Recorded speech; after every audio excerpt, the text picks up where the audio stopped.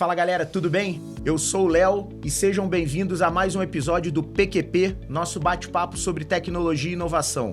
Hoje estou aqui com o Samir novamente, meu sócio e grande amigo e, além disso, uma presença muito ilustre de um grande amigo de muito tempo, né, Murilo? Sim. Muito tempo mesmo. Vamos falar um pouco dessa história e hoje a atual vice-presidente de vendas da Performa, cara que veio para somar aí com a gente, contar um pouco da experiência e da história dele no mundo. Murilo, obrigado pela presença. Valeu, Léo. Tamo Obrigado, junto. Cara, tamo junto. Bem-vindo, Murilão. Obrigado, Legal, Samir. muito bom ter você com a gente. Bora. Murilo, vamos falar um pouquinho lá do início. Seus pais se conhecem... Não, brincadeira. Até quando é pra voltar? Nasceu na barriga da mãe.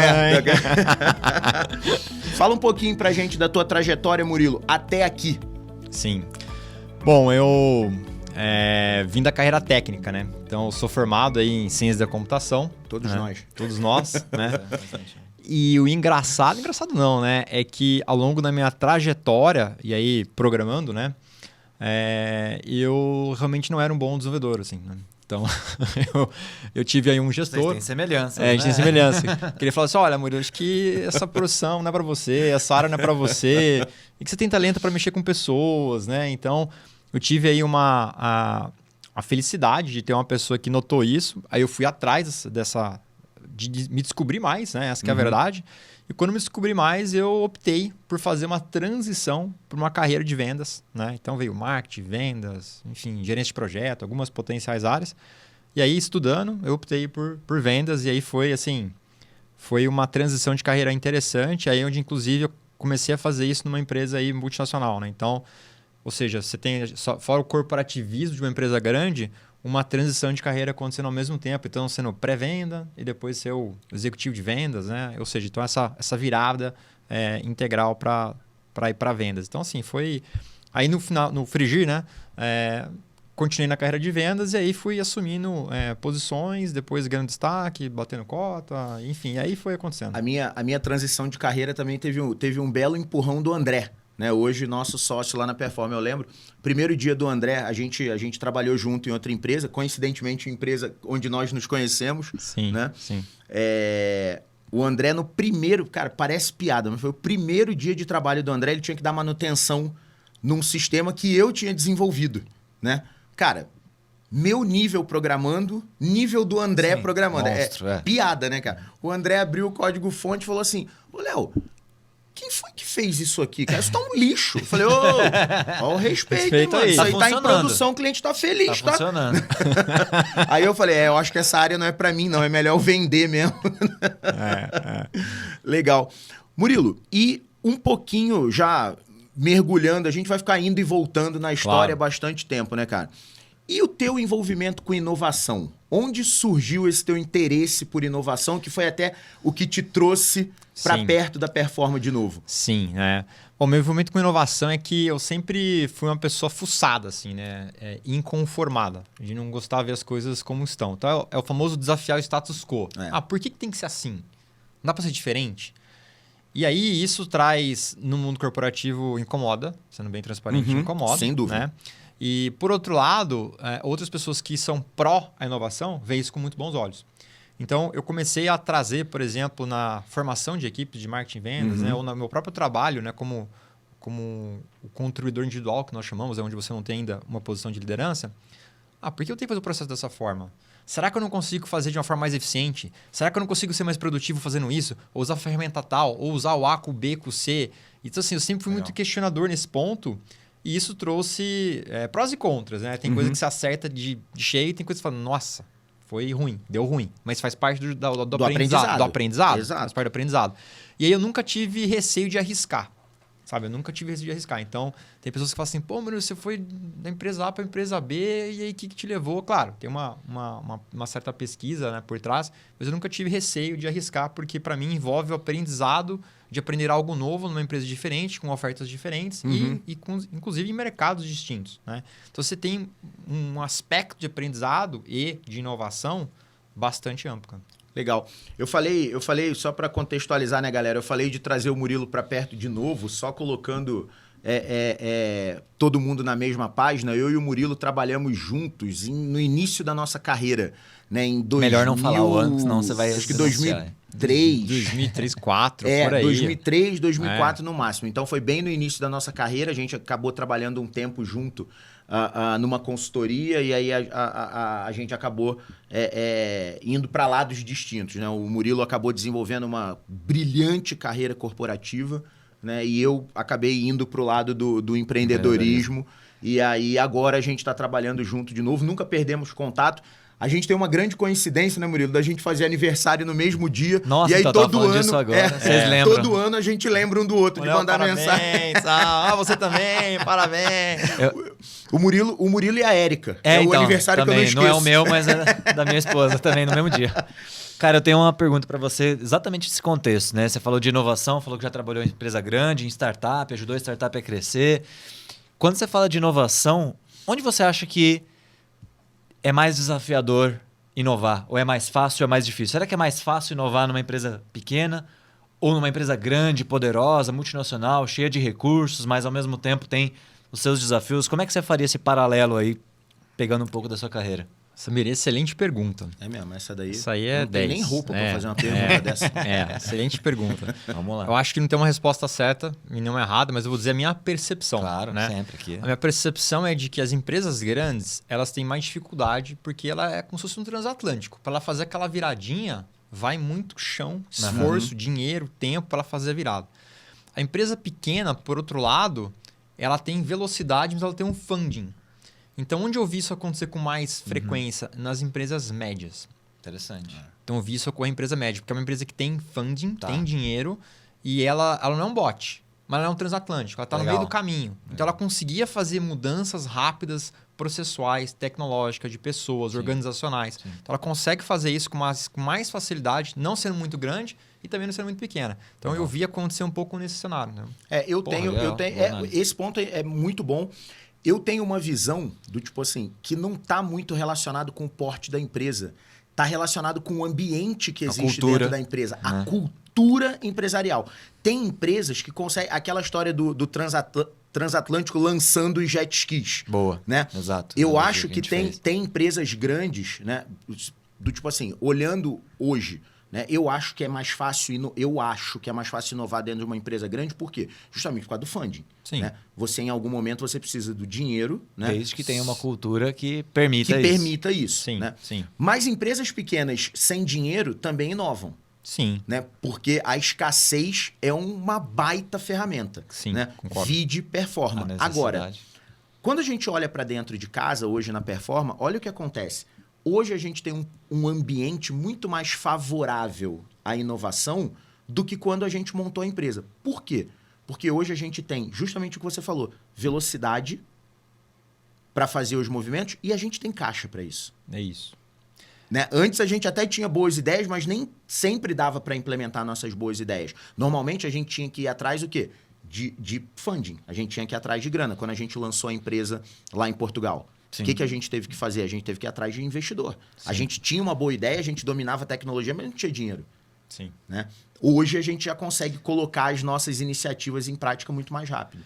Né? E você colocou uma palavra aqui, Léo, que ela é muito importante, que é a cultura. Para mim, a cultura ela é estratégia. Né? A cultura de uma empresa organizacional ela é estratégia. E aí, indo até um pouco além, eu diria que ela é estratégia, a cultura ela é estratégia aliada a uma boa execução. Porque não adianta nada também você ter uma estratégia de diamante, linda, perfeita, com um PowerPoint cheio de firula e uma execução pífia.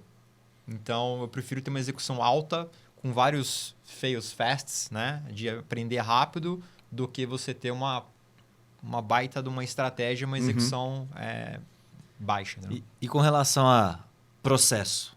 Sei que você é um cara também que gosta de processo. Sou né? fãzaço de processo. Sou fã de processo. Você acha que para inovar tem que ter processo? Vou dar trabalho para esse cara. Ele já tá sentindo na pele já. Boa.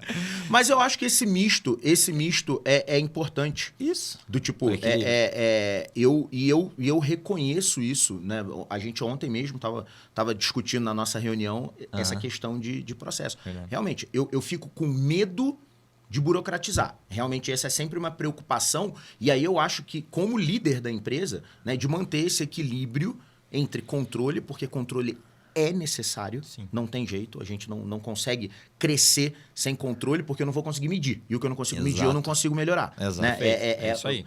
Agora, eu fico com medo de excesso de processos, excesso de ferramentas, o quanto isso vai drenar de tempo, buscar o equilíbrio. Cara, você matou. Eu ia comentar isso, mas queria ouvir dele exatamente isso. Você viu também nessa sua trajetória o quanto, exemplos, por exemplo, né? Não precisa citar, mas assim, de processos que burocratizaram, né? E dificultaram a inovação, né? Isso realmente acontece? É a sua visão também? Ou não? Não tem que ter processo nenhum. É o caos e no caos é que a gente gera inovações. Ou tem que ter processo para inovar também? Qual que é a sua visão? Eu acho aí? que eu vou dar uma resposta de consultor aqui. Depende. Boa. Depende. Normalmente, quando a pergunta é difícil, depende é a melhor resposta. E a Clarice Lispector, tá, gente? Então, Também. depende. É porque depende do contexto. Então, depende do mercado, depende de que produto ou serviço que a gente está oferecendo. Acho que tem várias variáveis, fatores, que ela são determinantes para esse tipo de abordagem ou de definições, né? Mas eu sou fãzão de processo. O que eu vi muito em N equipes de vendas aí que eu ajudei a construir, gerenciar, é que realmente a equipe de vendas ela é avesso a processo. Ela não gosta, né? Sim. Por outro lado, eu vi muita equipe de vendas na base do... eu vou fazer isso assim, ó. Intuição pura. E a intuição pura, ela tem um certo valor, mas ela pode ser perigosa. Aí depende da senioridade do profissional. Então, para você não depender 100% ou na sua totalidade da senioridade profissional, é importante você colocar um processo para que ele de seja base. seguido. Um guia, né? Um guia. Mas que não burocratize, mas que tenha algum guia. Legal. E aí, pegando a burocratização, seja interativo. Vamos pegar o Lean aqui, né? Boa. Que seja interativo. Eu não preciso colocar algo pronto, mas eu coloco pequenos passos que eles precisam ser seguidos. E à medida que você vê que isso funcionou, você vai para o próximo nível.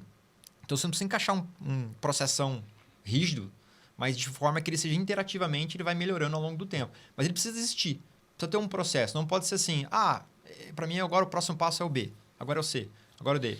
Eu cheguei a ter aí, né, executivos aí de multinacionais que eu reportava e que esses executivos falavam assim, o Brasil, ele começa no C, aí ele vai para o A, aí ele vai pro D, pro F, pro E. Eu não entendo vocês. Tá? Inclusive europeus, assim, e alguns americanos, né? Então eles falam, eu não entendo vocês. Mas no final vocês chegam lá, né? Sim, entrega. Já o americano, ele tem lá A, B, C, D. Ele segue um fluxo ali. E eu defendo que hoje o fluxo, se ele tem um processo que ele é proven, né? Ele foi provado que ele funciona, ele tem que ser seguido. Eu também acho. Essa questão histórica, né, de o profissional de vendas é avesso a processo, isso para mim tem a ver com controle. Né? O cara não quer ser controlado. Ser controlado. Né? Do tipo... E eu acho que tem um viés, a galera vê esse controle com um viés negativo, do tipo assim, estão querendo controlar a minha vida. Não. Eu tô querendo te apoiar no processo de vendas. Sim. Porque se a gente sabe o que compartilhar está as boas práticas também. A gente consegue apoiar naquele... Realmente, quanto você vai vender esse ano? Eu vou vender 20 milhões. Tá bom, baseado no quê? Quanto você vendeu ano passado? Eu vendi mais ou menos... Não, mais ou menos? Não. Se você não sabe o que você vendeu ano passado, do tipo... Você vai crescer, qual é o teu plano de crescimento em cada cliente, quais são os teus principais clientes? Isso traz um nível de controle que sabe o que faz? Faz o cara ter que pensar. É isso. Faz o cara ter que pensar. Do tipo assim, ele vai ter que ter uma estratégia. E as pessoas não lidam muito bem com controle, porque tem um negócio. Se eu botei algo no papel, do tipo assim, eu vou vender pro Murilo 1 milhão. Quem tá dizendo sou eu. Cara... Mas eu vou te cobrar depois. Que você que colocou no papel. Eu vou te cobrar. Né? E eu não vou te cobrar porque eu sou chato. Eu vou te cobrar porque, baseado nesse milhão que você falou que vai vender, eu vou ter toda uma estrutura organizacional por trás para apoiar isso. Eu vou precisar ter gente disponível, eu vou precisar ter carga, eu vou precisar ter alocação de pessoas, eu vou precisar ver qual torre vai entrar em qual momento. Isso gera toda uma movimentação na empresa que não é controle. É só organizando as peças para que a gente consiga entregar. Né? E aí fica esse viés do vamos olhar para dentro de casa. Quantos sistemas a gente já desenvolveu para cliente para controle de vendas? Eu queria pegar um gancho, até Um videozinho que vi essa semana, né? Com o pessoal da equipe. Aliás, o Gui, mandar um abraço aí, Gui. Nosso time, né, de agilidade. Que é do Bruce Lee, né? Um vídeo do Bruce Lee. Nossa, super antigo, né? E a gente que gosta de arte marcial também, né? Não sei se você faz alguma arte marcial. Não, hoje pelo não. jeito, não. Mas é o Bruce Lee falando sobre aquele tema ele fala assim, seja como a água. Né? Você já viu esse? Pô, a água, você bota a água no copo, ela vira o copo. Agora, você tira a água e bota na garrafa, ela vira a garrafa. Né? Então, é como que a gente tem esse equilíbrio, e ele fala muito sobre isso, sobre o equilíbrio, né? Que tem muito a ver com Kung Fu, tem muito a ver para mim também com o conceito, né? De adaptabilidade, de agilidade e como isso é importante, né? Num ecossistema corporativo. Então, ele fala, cara, se você tem controle demais, rigidez demais, você vira algo mecânico. Sim. Né? Algo extremamente mecanizado. E se você, ao mesmo tempo, trabalhar só no caos, né? Sem formato algum, você... Custa muito caro. Exato. E não custa caro de dinheiro, é de esforço. Exato. Tempo, o né? caos. Né? É a água derramada, vamos dizer assim. Então, você precisa ter o equilíbrio o tempo todo entre as duas coisas. Né? Entre controle e flexibilidade. E ter essa habilidade de se moldar. Né? De ser amorfo, de não ser algo rígido, de não ser o gelo. Né? Pô, vamos colocar esse vídeo, tá? Vamos colocar na descrição. Bota no link, né? Tá no YouTube. Eu queria trazer uma provocação em cima disso, né? Do outro lado, né? No caso, gerenciando várias equipes de vendas, né? Tem muitas pessoas de vendas que eu até tenho um lema para isso, né? Que muitos dos vendedoras aí, ele é igual água. Ele vai pelo caminho mais fácil. E, entretanto... Interessante. Outra propriedade, outra né, perspectiva, tá? Outra perspectiva para você. Legal. Ele vai pelo caminho mais fácil. Entretanto, nem sempre o caminho mais fácil é o caminho mais efetivo, é o caminho que vai resolver uma dor sensacional naquele cliente, que por sinal ele vai te pagar mais por aquilo. Porque é o caminho fácil. Legal. Então, acho que aí estou trazendo uma visão mais de quem está no lado de quem quer resolver problemas complexos. Afinal, o mundo é muito complexo atualmente. Então, é interessante essa analogia da água, porque eu sempre usei ela de que, olha... É, uma outra propriedade que eu falei do mesmo elemento. Exatamente. Mas não é. Mas é dizendo que ele vai pelo caminho mais fácil. Ser dúbio, né? Não é Entretanto, eu não quero que ele vá pelo caminho mais fácil. Vai pelo caminho de resolver problemas complexos com efetividade e, consequentemente, um ROI, um resultado. Sem dúvida. Dos podcasts passados aqui, a gente falou bastante de resultado. Então, como é que eu posso mensurar esse resultado também? Boa. A gente falou sempre, cara, entender qual é o problema certo antes de resolver certo aquele problema, aquele projeto, né? Entender qual é o seu desafio, né? Qual é a dor. A gente falou bastante disso, acho que no episódio também sobre Design Thinking, né? Os outros que a gente comentou aqui. Foi o bate-papo com a Mabi? Foi, com a Mabi a gente falou, com a Carol também. Tá, com a Carol. A gente falou bastante, né, sobre isso. E aí eu queria pegar um gancho, até eu vi que você trouxe uns livros aqui pra galera.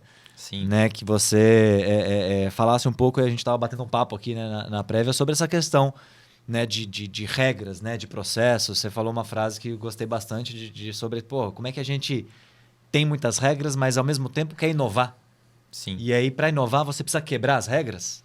Então quer dizer que a gente tem que ser todo mundo, né, entendeu? Tipo, quebrar realmente o status quo. Como é que isso é visto? Que dica você daria para a galera que está ali, né, querendo inovar, mas que às vezes vive realmente numa empresa que tem muitas regras, que se sente engessado, que se sente controlado? Que dica que você poderia dar para esse pessoal?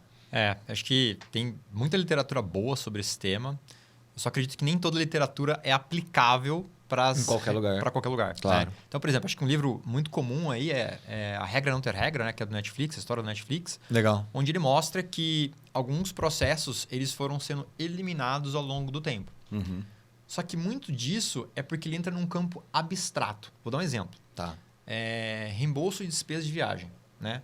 O que é caro para você num jantar de negócio pode ser diferente para mim. Então, por isso as empresas vão lá e colocam um número. Seu gosto é bem mais refinado. Para trazer. Eu sento no boteco lá. Até de cerveja. Traz um litrão aí, bora. Depende do executivo que você está falando. Mas tudo bem. Brincadeira. Segue a linha. E aí, isso traz o quê? Um abstratismo do que o que é bom senso de jantar executivo para você é um, para mim é outro. Então, por isso a empresa vai lá e coloca uma regra. Se você vê a história lá do Netflix, ele vai lá e ele vai tirando algumas regras ao longo do tempo. Inclusive, uma delas é essa, que é você tirar... vamos tirar aqui a política de reembolso de viagens, né? Despesas de viagem, né?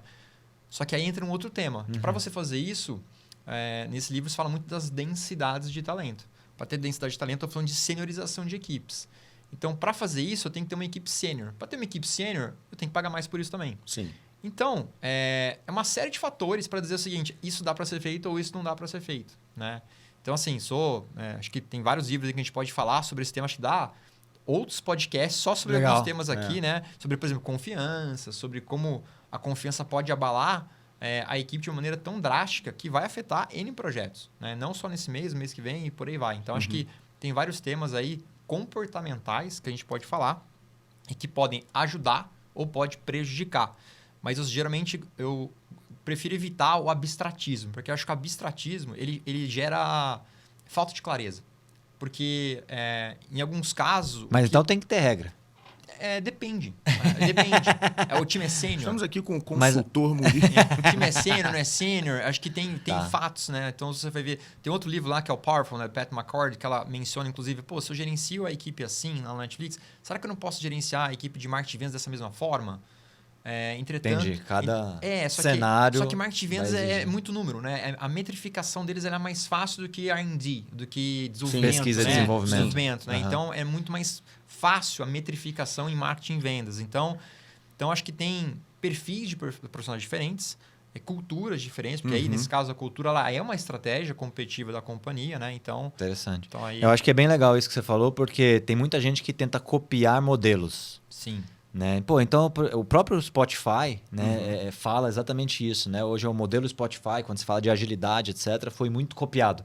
Sim. Né? E se você pega os criadores... Né? Outro dia eu estava lendo um artigo sobre o pessoal que criou o modelo e falou assim, não, mas a gente não criou pensando para ele ser copiado, a gente criou para a gente. Sim, sim. E aí o que funciona aqui, galera, talvez não funcione. E várias empresas que tentaram e não tiveram sucesso, ou tiveram que depois entender, pivotar e mudar...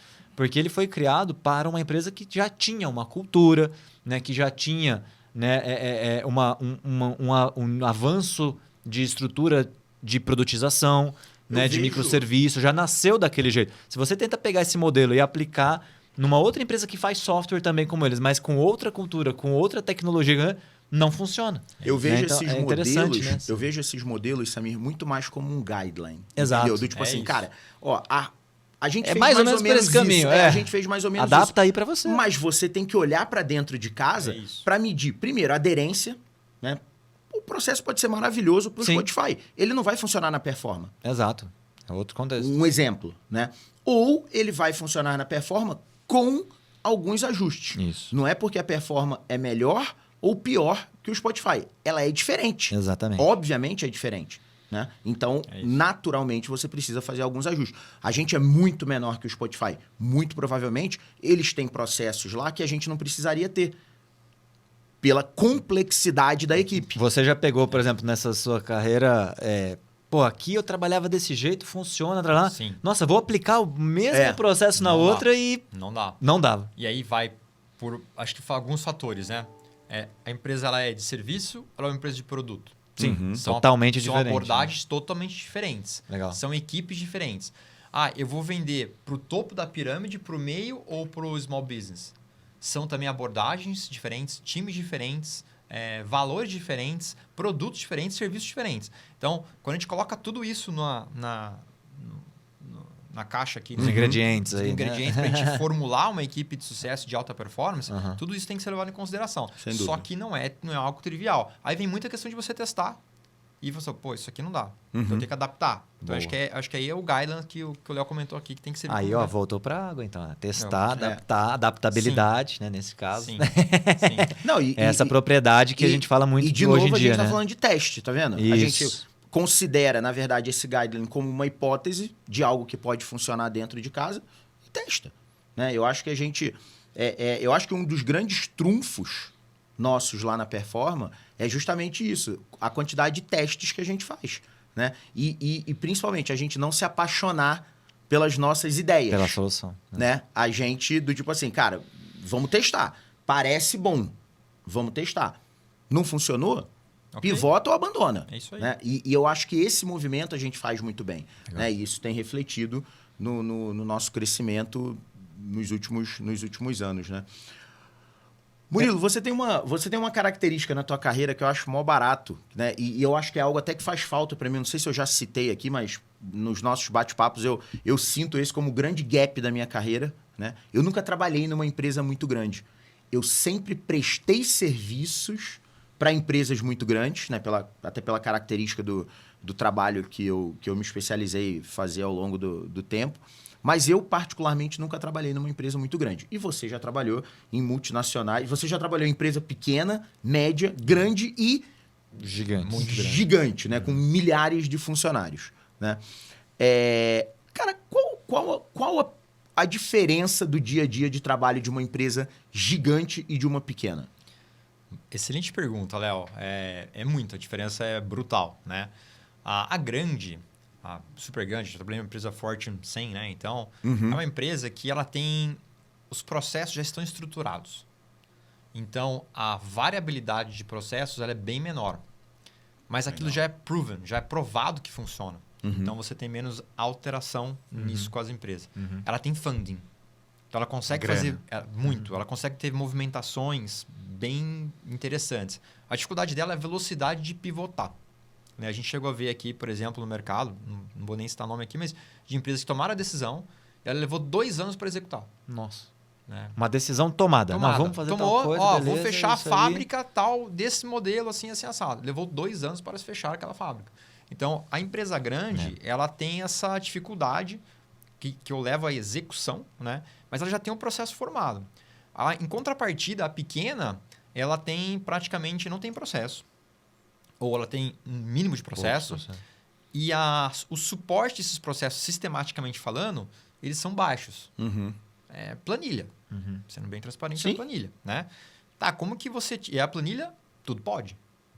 Né? O PowerPoint também lá, tudo pode. Aceita qualquer coisa. Né?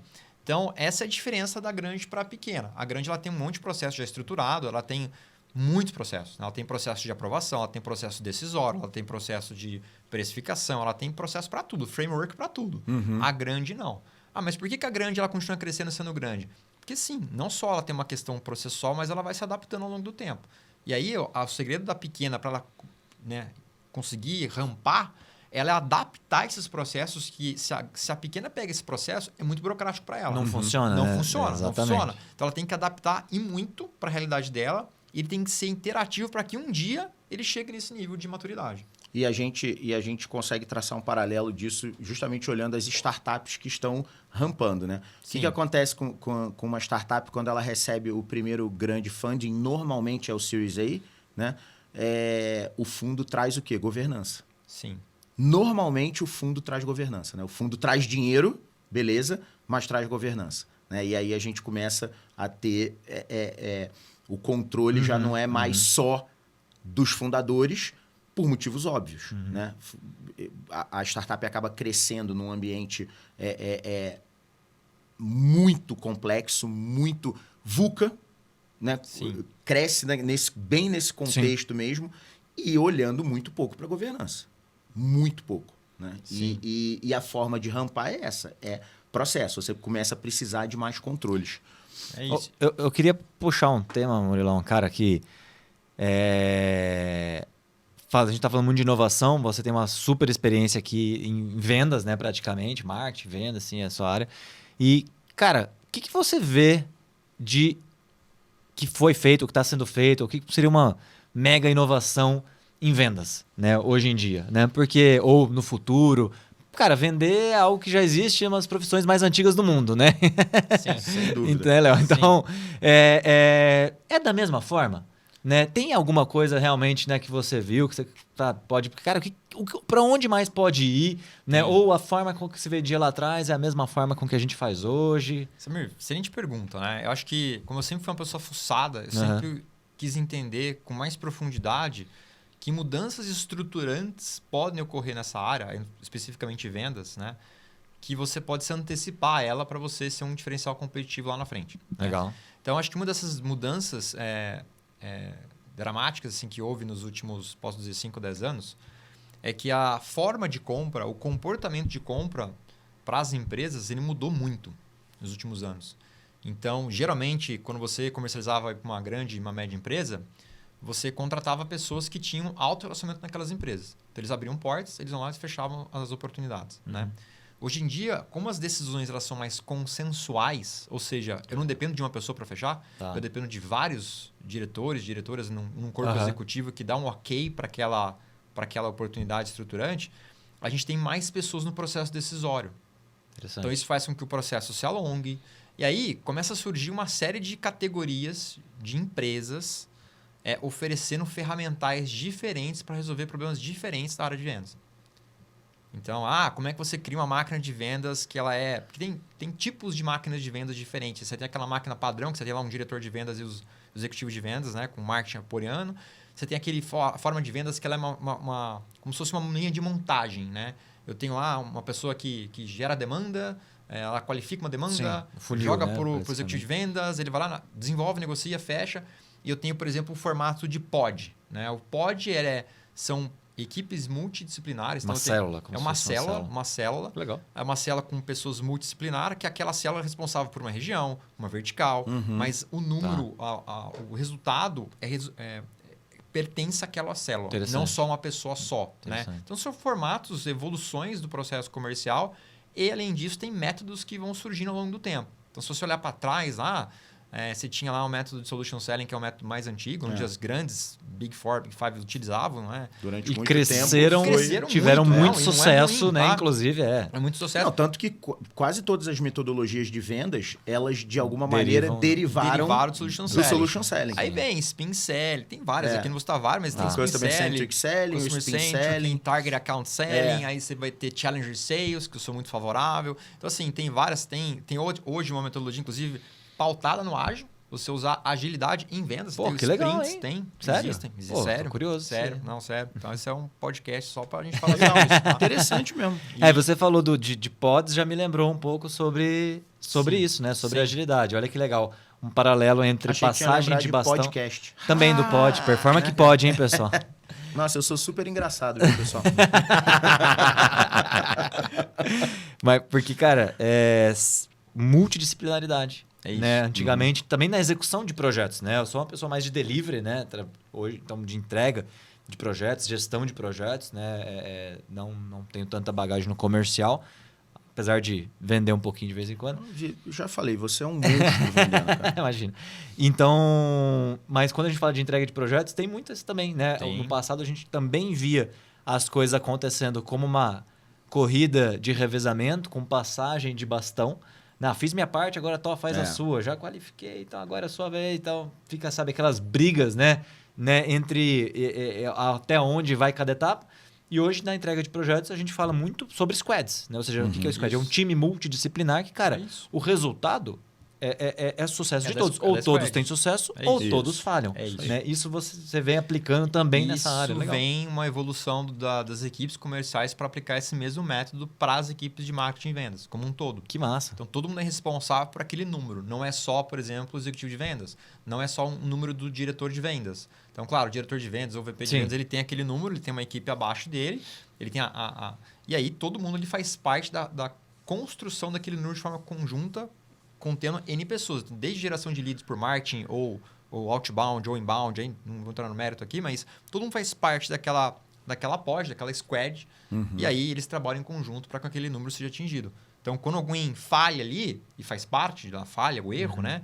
Mas tem mais gente para apoiar, né, Murilo? Agora eu preciso acompanhar, agora eu preciso apoiar aqui, eu preciso de um apoio mais aqui. Então, a própria célula, posso dizer que ela se autorregula. Ela se autorregula, porque ela sabe o que está pegando, né? Com profundidade, seja na vertical que ela trabalha, ou seja na região que ela trabalha. Entendeu? Então, isso ajuda muito. Ela se autorregula a si mesmo, né? pro número ser atingido. Né? Não, isso é interessante. O trabalho do Squad, eu acho ele muito bom, principalmente nessa questão do apoio. Né? De você não se sentir sozinho em nenhum momento do processo. Sim. Né? Você está caminhando junto. A gente fala, né? Meio, sozinho você vai mais rápido, mas em grupo você vai mais longe. Né? Cara, essa é a frasezinha de Facebook clichê, mais real que existe. Sim. Tipo, é muito verdade isso. Como trabalhando em células, a gente consegue regular realmente a falha de um e do outro. Nem todo mundo está bem 100% do tempo. É isso aí. Mas também é muito difícil estar todo mundo mal ao mesmo tempo. Exatamente. Quantas vezes a gente já entrou junto em reunião e às Que vezes um não estava legal, o muito outro melhor que já o outro. Exatamente. apoia e tudo bem. vice-versa. E naturalmente isso acontece, né? E não fica aquela... Não, peraí. Isso aqui era a sua fala, não é a minha. Exato. Né? Do tipo, não tem essa. É a questão do momento. Agora, eu nunca vi abordagem... Cara, eu vou até pesquisar sobre isso. Eu nunca tinha ouvido falar de agilidade em vendas. Existe. Sabe? Da gente trabalhar com sprint. Pô, não, super interessante. Já ouvi, né? Não, marketing sim. né? Marketing e RH virou RH, muito... Marketing ágil. Muito... Vendas é um assunto legal. É latente. Agora, de vendas, eu achei super legal isso. Existe. A entrega... Você já viu algum lugar assim, isso na já. prática acontecendo? Assim, não é tão trivial você implementar, porque você precisa de vários fatores, e aí o time inteiro precisa ser... De novo, você vai acabar caindo na questão da seniorização das equipes. Seniorização, conscientização. Aí é aquele famoso tripé, né? Pessoas, processo, tecnologia. Isso tem que estar bem estabelecido para que aquela metodologia ela possa ser aplicada na sua integralidade. Então, senão, fica uma parte funcionando, você fica meio manco, né? Então, acho que esse é um ponto... Se bem que eu falei aqui da seniorização da equipe... Depende do mercado que você vai atender. Exato, porque, teoricamente, se você está dentro de um squad... Nem todo squad precisa ser sênior. Né? Não dá para fazer um time só de Lionel Messi. Né? Não tem como. Isso não faz sentido. Por isso que eu falei lá atrás, né? Que quando você... Aí, na formulação de equipes que atende o topo da pirâmide, o meio e as pequenas empresas, né? São equipes diferentes, porque são abordagens diferentes, tempos de aprovações diferentes, tickets, valores diferentes. Então, tudo isso difere entre uma equipe e outra e, consequentemente, o processo também ele é diferente. Então, por isso que... como que eu vou estruturar uma equipe de marketing e vendas? Depende. Para quem você vende? Famosa pergunta, né? Qual que é o seu ICP, o seu ideal customer, o seu perfil de cliente ideal? Meu perfil de cliente ideal é assim, eu tenho esses critérios. Então, quando você identifica isso com clareza, você sabe que você está no meio da pirâmide, é uma estrutura de venda diferente de estar no topo da pirâmide, que é diferente de estar embaixo da pirâmide. Sem dúvida. Então, acho que é isso. Pessoal, o Murilo fica falando muito termo em inglês, você vê que ele para no meio, que eu dou um belisco nele aqui embaixo da mesa. Murilo é um dos poucos caras que eu conheço que o inglês dele é melhor que o português. Olha que o português dele é excelente. É só para falar que já estudou fora, né? Tamo junto. Mas esse ponto da agilidade em vendas... eu tô super curioso da gente tentar fazer uma experiência com isso, porque faz todo sentido. E outra coisa, tem tudo a ver com a gente, tem tudo a ver com o nosso perfil. Né? A gente ainda hoje, particularmente, a área de vendas da Performa, ela é procedural. Né? A gente ainda tem, apesar de termos os nossos ritos, né, eles não estão atrelados a nenhum sprint. Né, os nossos ritos são ritos tradicionais de uma equipe de vendas, como outra qualquer. Muito, muito interessante o ponto. Murilo, dentro dessas empresas, você tem você participou de um momento muito, muito importante de uma grande empresa da região, que foi quando acho que a gente pode falar, porque é uma empresa, inclusive, que eu admiro pra caramba, que é a CIT. Você esteve perto lá da Sensídia, da CIT, no momento que eles estavam escalando, né? E a CIT é uma empresa que sempre teve muito processo, né, cara? E você vê que não é à toa que cresce. É isso. Né? Não foi sorte. Né? É muito mais questão de processo, pessoa e tecnologia do que deram sorte. Né? Não, pelo contrário, né? Acho que o que menos tem envolvido é sorte. Né? Muito mais competência. Esse processo de crescimento de vendas, os primeiros grandes negócios e tudo... Como é esse momento dentro da empresa? Porque é um momento muito parecido com o nosso atual. Né? Da gente estar começando a fechar muito comumente os contratos de 7 dígitos, coisa que, 5 anos atrás não era assim. Né? Hoje, quase todos os nossos deals já são deals de 7 dígitos. E etc. O momento é parecido, né? Do tipo... Excelente pergunta, Léo. Sim, eu acho que aí, inclusive, envolve um pouco do que a gente até falou antes, né? A seniorização da equipe ela começa a ser outra, porque não é só a venda. Aquela entrega ela é uma entrega com uma responsabilidade também mais alta, porque eu estou falando de 7 dígitos, não estou falando de 6, eventualmente 8 dígitos. Então, começa a ter o que eu chamo de oportunidades estruturantes. E quando eu tenho oportunidades estruturantes, eu elenco outras palavras junto, né? E duas delas que vêm sempre à mente aqui é organização e preparação. Eu preciso organizar, eu preciso me preparar muito bem para aquilo. Não só para ter uma reunião produtiva com um cliente ou com uma empresa que pode ser um cliente, bem como para entregar aquilo com profundidade e com a expectativa ajustada, né? Porque o pai da frustração é a expectativa mal ajustada. Mal né? ajustada, exatamente. Então, quando eu ajusto a expectativa com o cliente, eu tenho todos esses elementos sem ponta solta, e aí, resolvendo uma dor com profundidade, eu quantifiquei a dor, eu mensurei a dor, tudo isso, a gente coloca isso dentro vamos dizer, do pacote para a gente fechar uma oportunidade estruturante, não tem como dar errado. O problema é que isso é uma questão procedural. Né? Muitas vezes, na pressa, não, manda aquela proposta assim, assim, assado. E aí você fala assim, mas por que o cliente quer isso? Não, porque ele pediu. Mas por que ele quer? Eu estou acostumado a dizer assim para uma equipe, né? Então, imagine que o cliente, ele está... Hipoteticamente, tá, gente? Então, vamos lá que o cliente está pedindo assim para você. Léo, eu preciso de um sapato amarelo. Aí você fala assim, tá bom, sapato amarelo, que legal. Te vendo, né? Arrumo amanhã. agora. Porque, em vez de eu falar, amanhã, tô te vendendo, ela fala assim, me conta, onde você vai usar o sapato amarelo? Vou usar ele na terra. Só, hipoteticamente, o cliente fala, vou usar ele na terra. Que legal. E você vai usar na terra? Qual a velocidade? Qual a velocidade você vai ter? Não, eu vou correr. Então, eu vou correr na terra, sapato. Não tá fechando a conta. Você, como comercial, você sabe que não fecha a conta. E aí, vai da habilidade... Quanto custa? Ele insiste, né? Mas aí vai da habilidade da equipe de vendas ter a percepção de que não é o momento ainda de ela mandar uma proposta. A gente faz essa analogia lá na Performa, a gente fala da malinha de dinheiro, né? O cliente bota a mala de dinheiro em cima da mesa. Eu quero um app pra... Cara... Calma. Por que você quer o app? Fecha a tua malinha de dinheiro, guarda ela aí. Uma hora a gente fala dela. Por que você quer um app? Vamos Por que entender você o já problema. está falando da solução se a gente nem discutiu o problema ainda? Tô curioso dessa do sapato amarelo. O que era? Então, conta a história até o final agora, que não vou morrer de Era um curiosidade. tênis. Na verdade, o cliente precisava de um tênis. Mas deixa ele... Mas assim, aí a conclusão, vamos pegar a linha mais... Conclusão, eu vendi um sapato Era preto. o chapéu. Eu vendi um sapato preto. Não, achei que ele ia chegar no chapéu, sei lá, alguma coisa assim. Mas isso faz com que a gente... Um carro, né? E você falou uma coisa lá atrás, né? Faz a gente parar para pensar. Então, ou seja, se eu estimulo a equipe, marketing e vendas, a pensar, ou seja, dar 2 passos para trás, para dar 10 para frente, é com esse tipo de abordagem. Então, minha regra número 1, o meu conselho número 1, né, é qual é o problema que o cliente tem? E qual é a quantificação dessa dor? Porque aí é onde mora o perigo. Muitas vezes eu falo assim, olha, eu quero esse copo, eu quero essa mala. Tá, mas o porquê disso e o quanto custa? Por exemplo, se você não fizer nada hoje, você não comprar essa solução, quanto vai te custar? Sim. Vai te custar onde? É na imagem? É alguma coisa sociopolítica? Aonde que custa? Perfeito. Então, se a gente não colocar isso e alinhar expectativa, né, com o cliente, a gente ter essa clareza em conjunto, a 4 mãos, não tem como a gente ter um projeto estruturante. Sim. A gente vai ter os projetos São os pequenos projetos. Os pequenos projetos, projetos sobra. Sobra de verba, Sobra de verba. Isso que você fala de quanto vai custar é bem legal, porque é inclusive uma provocação que a gente faz quando está fazendo...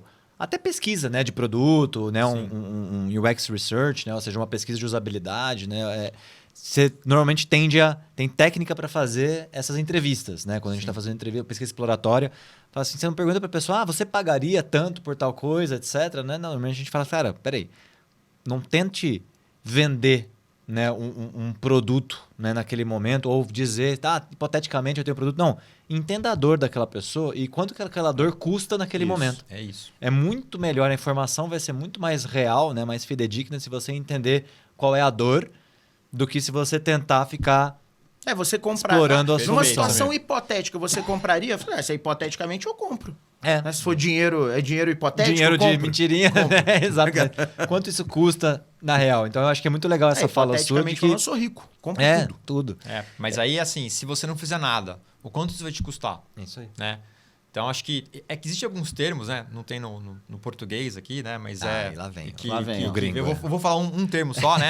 Vou beliscar, hein? Que é o termo chamado compelling event, né? Não existe uma tradução para evento compelido, né? Compelling event.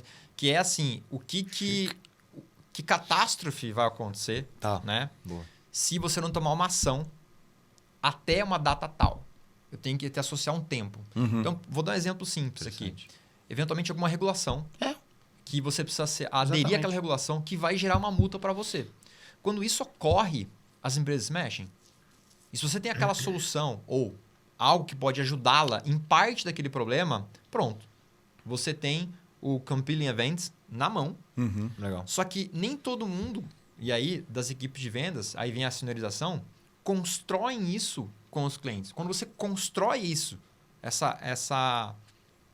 toda essa narrativa em conjunto com o cliente de que isso pode acontecer e essas quantificações são claramente colocadas na mesa, pronto, o cliente se sente confortável em comprar, ele fala, é vocês que vão resolver o meu problema e eu tenho data. Aí as coisas mudam. Então, mas é uma coisa cultural, né? E aí vem a questão um pouco do que a gente falou aqui do brasileiro, da intuição, né? Eu vou fazer isso. Isso por quê?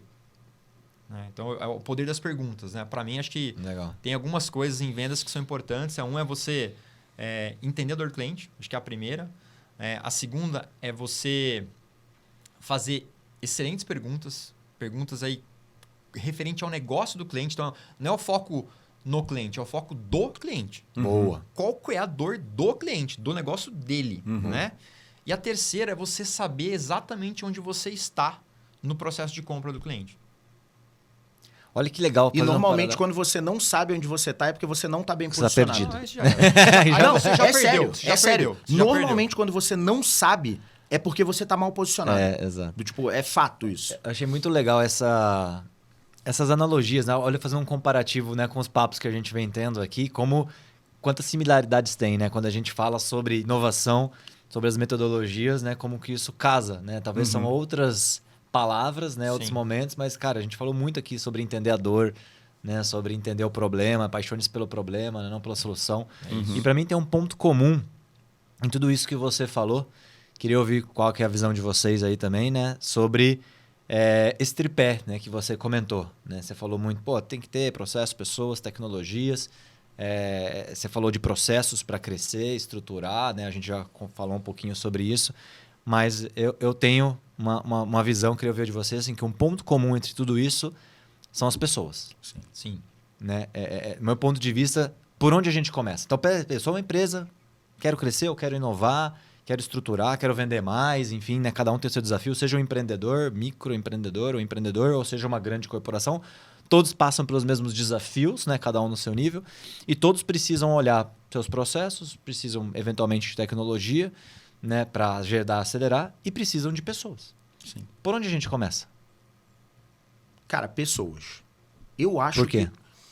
Porque, Samir, 100 pessoas... Vamos lá, como que uma empresa nasce? É só a gente regredir lá na sementinha. Não, pessoas, não há dúvida. Exatamente. Como nasceu a Performa? De um bate-papo meu e do André. Né? Como é que a gente criou uma torre nova?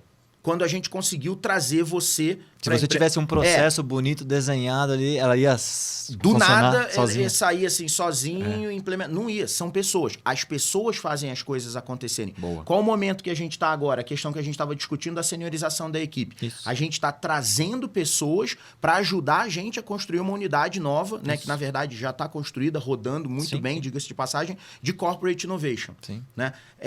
A nossa iniciativa na Europa nasceu com a gente movendo pessoas para a Europa, contratando pessoas na Europa. Sim. Não tem jeito. Pessoas. Legal. A partir daí, eu acho que essas pessoas vão trazendo suas próprias experiências, vão absorvendo a cultura da empresa e colocando as coisas para rodarem. Minha crença é essa, do tipo, não é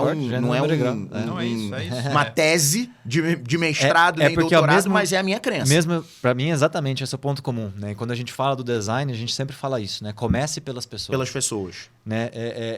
Os outros vêm a reboque. Né? Essa é a minha crença também, concordo.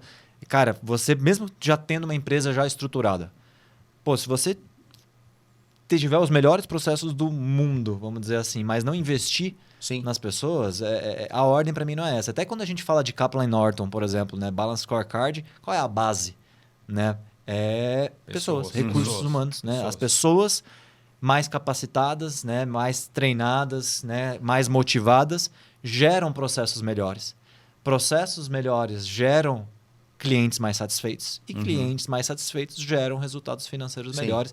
E isso é um ciclo virtuoso, porque o resultado financeiro você reinveste nas pessoas. Sim, é isso aí. Né? Então, esse é o ciclo do Balance Scorecard, tá, pessoal? A referência é BSC, para quem quiser a gente pesquisar um pouquinho mais sobre essa teoria, né, de Kaplan Norton. Cara, que funciona, é a base do crescimento do plano estratégico de várias empresas, né, que já... Né, que utilizam esse conceito. E é muito legal como as coisas se combinam. Né? Quando a gente fala de design, também a base são pessoas. Quando a gente fala, né, de modelos de crescimento, quando a gente fala de plano estratégico. E esse é o nosso propósito, né? Na Performa não é à toa, é desenvolver pessoas para construir o futuro. Para construir o futuro. E aí, Léo, você tocou num ponto que é chave, né? Dos dois, né, Samir? Com pessoas, né? O que eu aí, fazendo um balanço até das grandes empresas, das startups, etc., né? Quando você fala de pessoas, você traz pessoas com perspectivas e experiências passadas. Sim. Você não vai equalizá-las, não é isso. Né? Você pode equalizar a experiência em termos e nem, de... Nem deveria, né? Porque a diversidade é super importante. Perfeito, perfeito. A diversidade aqui, ela...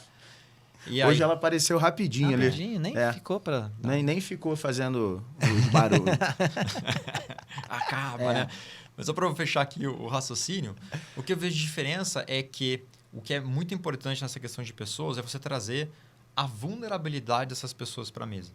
Quando você traz a vulnerabilidade, e aí sim você consegue trazer aprendizados, ciclos de aprendizados contínuos para a mesa. Legal. Isso é diferente do corporativismo. Né? O corporativismo, ele não te permite dizer que eu errei.